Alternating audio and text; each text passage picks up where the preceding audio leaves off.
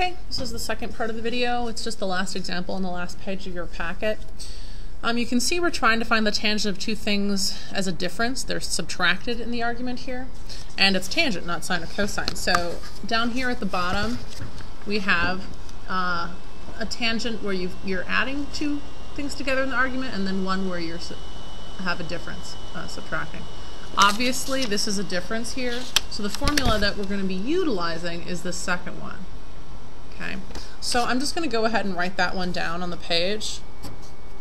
The tangent of something minus something else, x minus y, is tangent of x minus tangent of y all over 1 plus tangent of x times tangent of y. Okay, so if you're taking the tangent of 5 pi over 3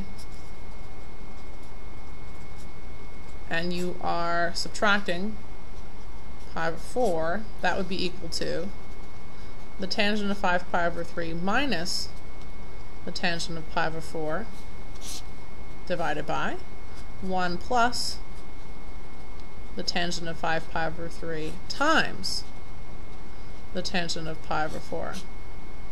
So now we have to figure out what these tangent values actually are. 5 pi over 3 is going to be in the fourth quadrant, because if you start here on the x-axis and you rotate over to here, that would be 3 pi over 3, right? 1, 2, 3 pi over 3 would be all the way across on the x-axis to the other side. And then you'd have to keep going and go 4, 5, and then 6 pi over 3 would be all the way back over here. So 4, and then 5, 4 pi over 3 and 5 pi over 3 would be about there. So 5 pi over 3 is essentially down here in the fourth quadrant.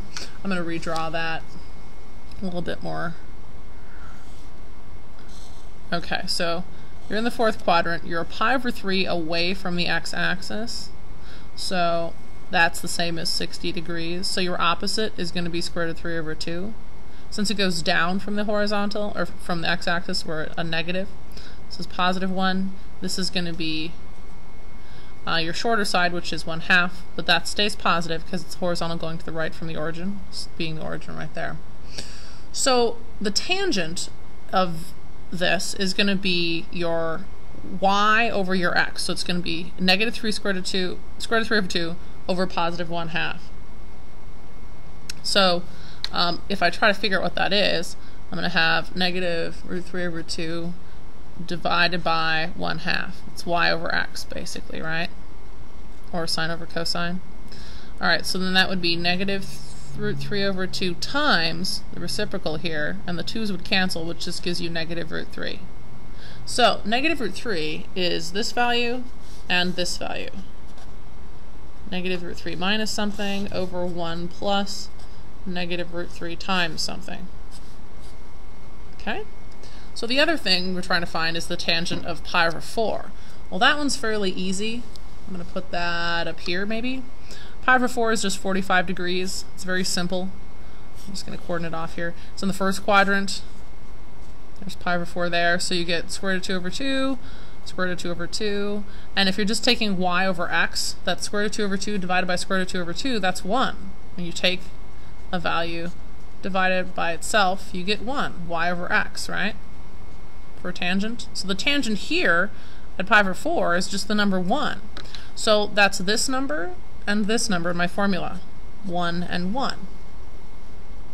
So then we just simplify here.